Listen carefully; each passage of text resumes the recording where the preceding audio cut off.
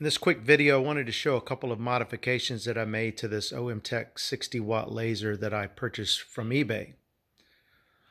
One of the things that other folks have mentioned is that the fan that comes with this particular laser and some other lasers is not really adequate to remove the exhaust.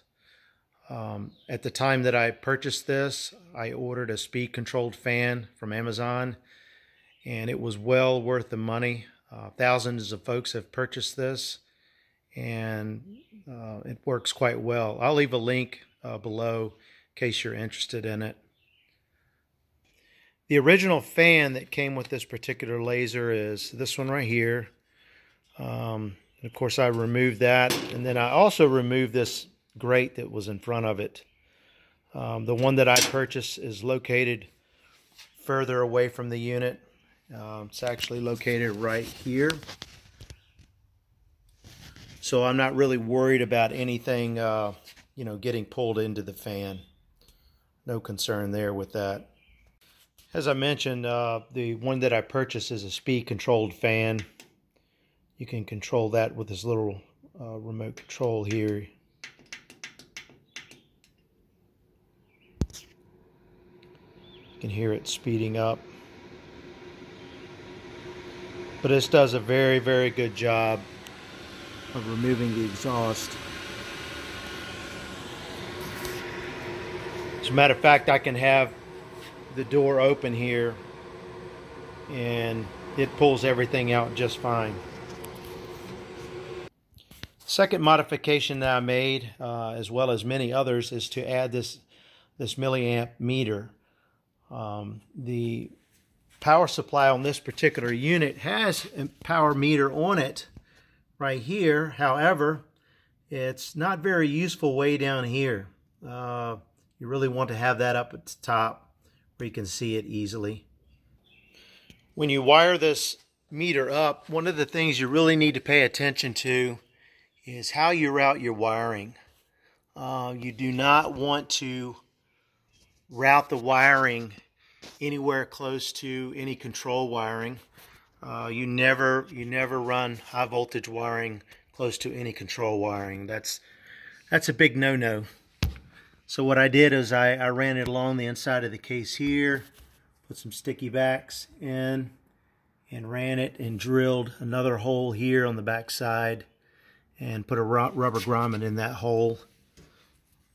Came through the bottom here and then spliced it in right there. I've heard lots of folks mention to not use this power strip on the back of the laser, that it really was not adequate. Connections are really loose. I have not tried to use it. I'm really not sure how well it does work. But anyway, but for the time being, until I dig into that a little further, I'm not going to use it either until I look into it a little more closely. This particular laser came with what they call an industrial chiller, but be aware that this is not a real chiller in the sense that there's no refrigerant system in this, there's no compressor as there would be for a true industrial chiller. This is more of what I would like to call a water cooler. You have a heat exchanger or a radiator inside of this thing, and the fan in the back side is pulling air across the fins of this heat exchanger, and that's cooling down the water that's passing through it. That's how it's cooling your water. So just be aware, if you were to upgrade to a more powerful laser, you may need to get a real chiller. I don't really know what the limitations of this one is. I have yet to run my laser enough to know, but anyway, I think I'll pull the cover off of this so that you folks can get a look inside of it. Okay, here we go. I have the cover removed from this, and as I mentioned, here's the heat exchanger or radiator, and there's the fan in the back. So as the water passes through the radiator, air is moved across those coils to pull the heat off and cool your water down. There's no compressor in here. There's no refrigerant system, no compressor. So if you want a true chiller, you're going to pay more money than you would be paying for one of these.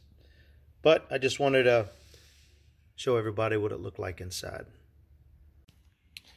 Here's a sample that was provided with the laser from OM-Tech. A little piece of acrylic here showing the various engraving depths at 300 millimeters per second at different power levels.